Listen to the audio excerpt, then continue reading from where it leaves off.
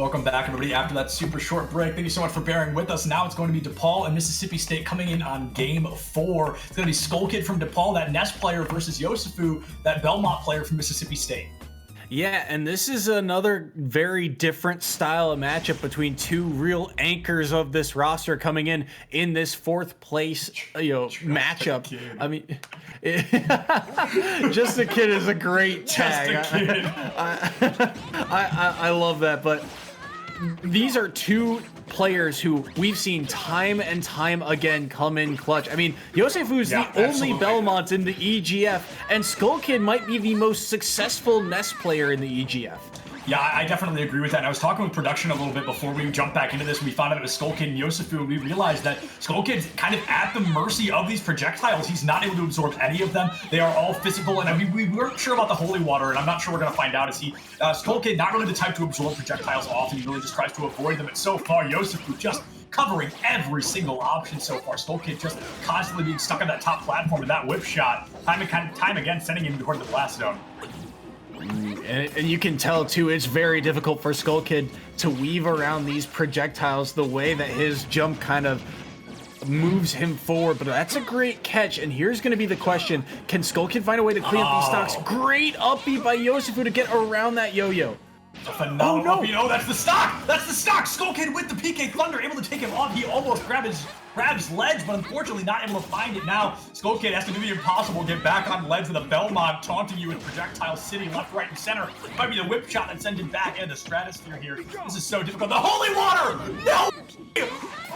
Oh, the bonk! Ness and Lucas, they get that bonk off stage. When they hit it like that, they get to redo the recovery. Able to make it back on the stage, but YoseFu only 10% taken, able to tie it back up 2-2 stocks. And that's where this battle is going to be won and lost, on that off-stage gameplay. You can rack up all of this percent on stage, but both of these characters are very susceptible off stage. I mean, you saw YoseFu covers so many options while you are on ledge, but Skull Kid can find so many different ways to give YoseFu off stage, so there's a lot on the line.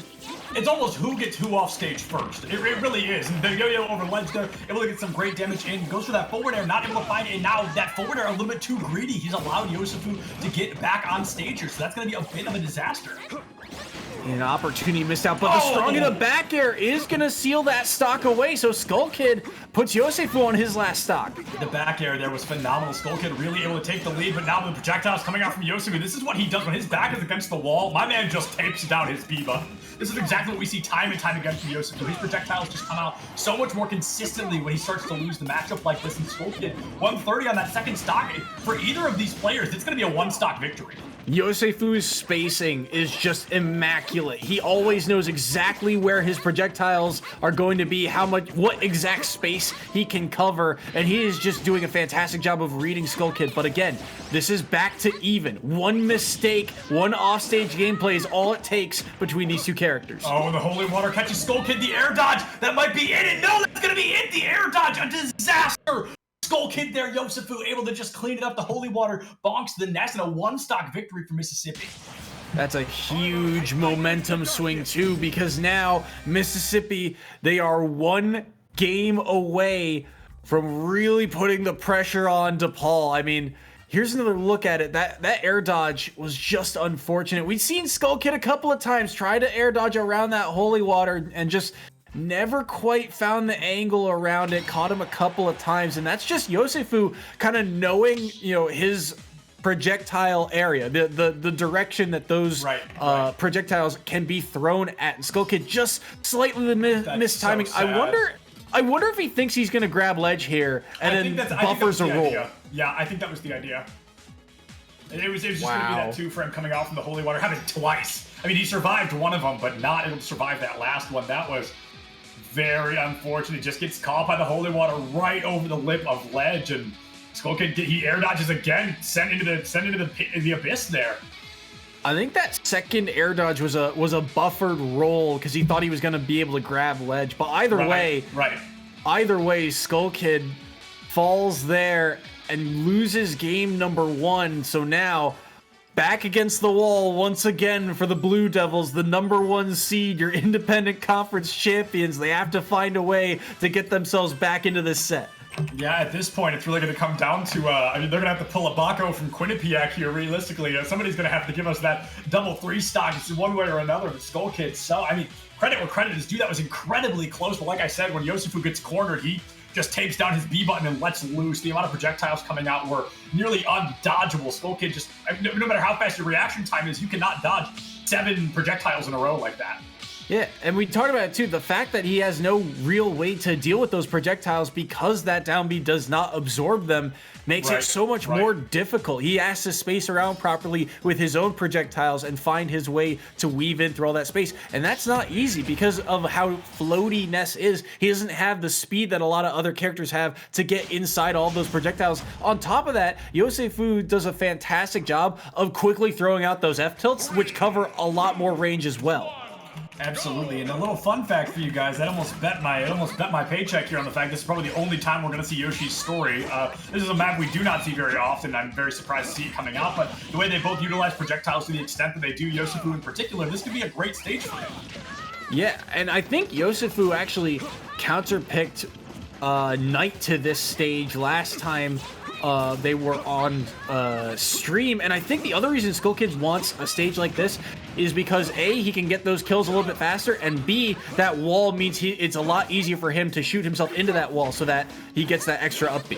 Right, absolutely. Now, 80% already out of Skull Kid's first stock, but this is rather reminiscent of how it looked at the beginning, and then Skull Kid was able to find those 2 stocks along the way. Now he's just not even been able to touch the ground. YoseFu constantly in his face, finally making that mistake, goes for the up B, not able to find it. The backer going to find 41% into a forward air, picks him a little bit more, but not a sweet spot hit on it, so not much damage coming out from Skull Kid yet. He's really got to rack up some percent here to turn this around.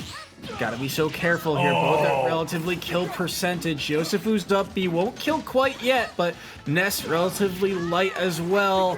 Has to be very careful. YoseFu is just doing a fantastic job of controlling stage. I mean, he is dead center of the stage, controlling those platforms, threatening so much, and finds that back air. Yeah, absolutely. I mean, this is going to be a phenomenal turn on YoseFu. He's just standing center stage and letting Skull Kid fall into him over and over and over. Now, the PK Fire finds Yo-Yo, does some damage as well, but it's not going to be able to pick up the kill quite yet. The up air, however, might get the job done, and still not quite yet. That's going to come up the whip shot. The Yo-Yo's going to have to be let loose a little bit before he pulls himself up. Finally able to find that stock. Only 13% deficit. That's a huge stock for Skull Kid to take. Gets him back into this match. But again, YoseFu back with stage control. How does Skull Kid find a way in? And he can't. That quick combo gives Skull Kid, or puts Skull Kid, back in the corner. Yeah, absolutely. He is back in the corner, 70% to 10% of that second stock. He's able to get in through the projectiles, grabs the down throw, but now that boomerang going to be able to get in the way and deal some extra damage. Now some hyper aggression coming out on the side of Skull Kid. He is desperate to find this, but landing his projectiles just a little bit harder. He's got less to use. Look how difficult it is for either of these characters to get in on each other once they control center stage. It's a huge part of this matchup. You just dance around those platforms and you're stuck. There's no easy way back down. Yeah, whoever owns center stage kind of taking the win here. This is going to be some great value coming in. Or, the win of the fight, not perhaps the win of the game. But now 78% to 79. Skull Kid tying it all the way up to the very percentage here. It looks like both these players desperate to find the second stock. Ooh, that's actually going to be stock. That's phenomenal. That was huge. That up B was massive because that YoseFu wanted to use a tether, but he would have been caught out, so he had to up B early, just couldn't fade over fast enough. Yeah, he had to up B early, just could not find his footing appropriately. He gets caught out in that holy water just a little bit, but it's not going to cost him the stock quite yet. Skull Kid 80%, able to find a butt ton more onto YoseFu, already up to 70% on his final stock. Gonna get that grab, but can't commit the back throw, has to do the forward throw instead. Gonna go for that offstage game. The forward end may have done it, but I think the whip shot makes it back, and no! Skull Kid with the 2-stock victory, taking us all the way to game 3. What a huge set for Skull Kid. I mean, that massive set. That is 2 stocks on the board. I mean, that is everything. I mean, that just gives his team a chance here, regardless of how this next game really goes. The way this game is paced out, just one mistake here or there, and that forward air. We'd seen Skull Kid go for it off stage a couple of times, and he was never able to quite land it. And I think finally he just found that sweet spot of a percent where he was able to follow up on it for the first time. Absolutely, and honestly, as long as Skull Kid doesn't get 3-stocked in game 3 here, now even if he loses, DePaul can win in game 5. That 2-stock victory right there may have just secured them a victory in game 5. Of course, it's going to be crazy, stupid, difficult, but it's possible. And that is all they need. We've seen that before. That is all this team needs to come back from something. But now YoseFu, he's won a game already. Skull Kid the very same. One of these two has to come out on top. That drag down forward air too was massive, and it led to that second stock because that drag down allowed for the forward tilt to come out, had just enough percent on YoseFu to push him off stage, and that's how he was able to find that edge guard. But really, that last stock, you saw just one opening and all that percentage, and then that coverage of that forward air is just so massive. We talked about it. Getting YoseFu off stage is where he can really thrive. YoseFu is not afraid to go off stage himself, but the problem is, against the Ness, it's a lot more difficult to cover those angles. And we talked about it too. Stage control, Belmonts do it almost better than anybody because of all the projectiles that they have. So the fact that he was thrown off stage really put him in disadvantage. Absolutely. I mean, the Belmonts are not necessarily known for their offstage gameplay. You know, that's not exactly where they thrive, so to speak. So we saw great utilization from Skull Kid, or just a kid, you know, able to really get him off stage and just take full advantage of that. The forward airs, the PK Thunders, time and time again, interrupting those recoveries back to ledge, and that's really all Skull Kid needed. If he can do that again, like, he did it quick. When he fell into that kind of pattern of catching YoseFu off stage and finding the stocks, he found 2 stocks that way. He can make this game 3 a quick one if he's able to fall back into that pattern and force YoseFu off stage like that. Yeah, these are very punishing characters for minute mistakes. I mean, just the small things that you think, you know, don't mean a lot. All of a sudden, these players can turn them into a massive, massive advantage. So once again, a lot of pressure here on these two players. Again, if DePaul wins, it is back to basically dead even. And if Mississippi State wins...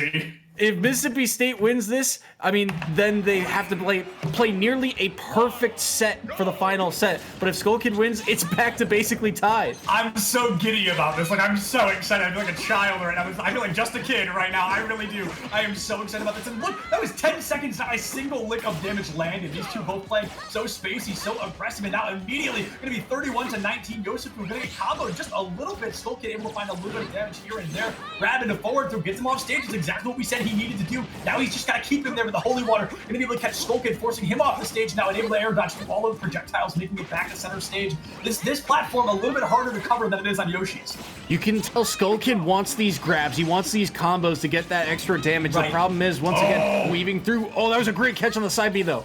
That was a phenomenal catch on the side B there. YoseFu just being caught out a little bit more consistently. Skull Kid coming to life here. He is playing so much better than he did in that game 1 earlier today.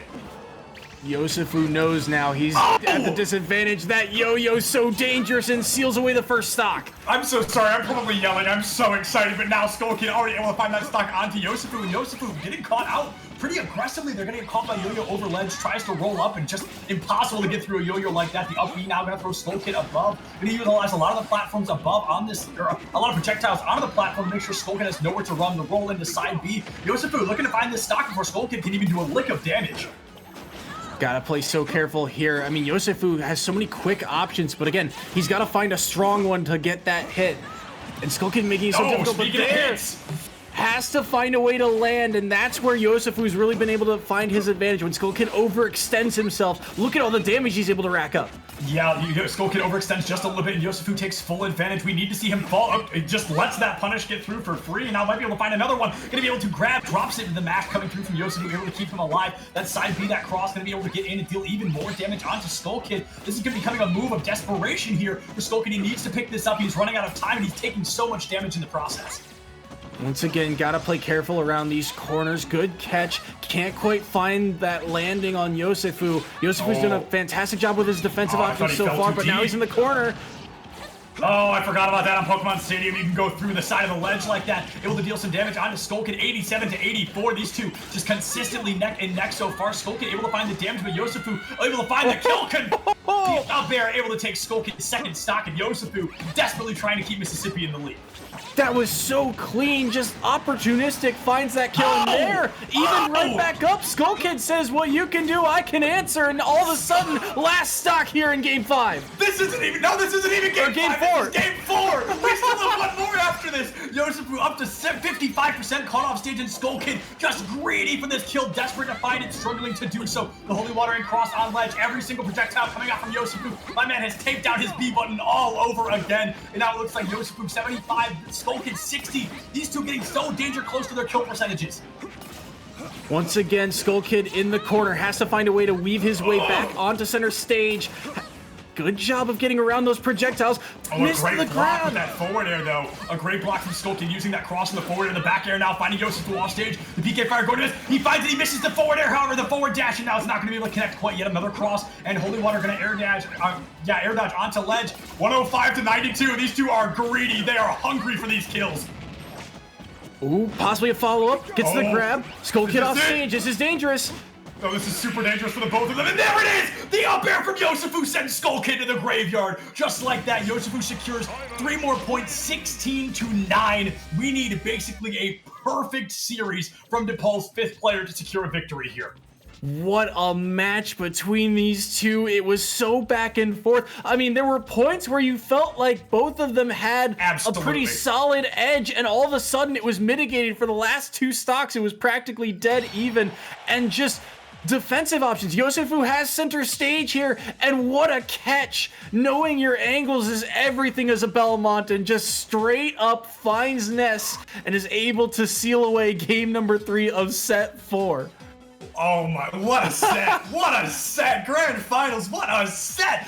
I don't know how game 5 is going to go, but I almost wish that was our game 5. That was insane. Skull Kid just hits away from being able to take that, but now 9 to 16. This is a perfect set. A perfect set from DePaul's 5th player gives them 17 points in total. Dropping 1 stock ties this. This is going to be hard.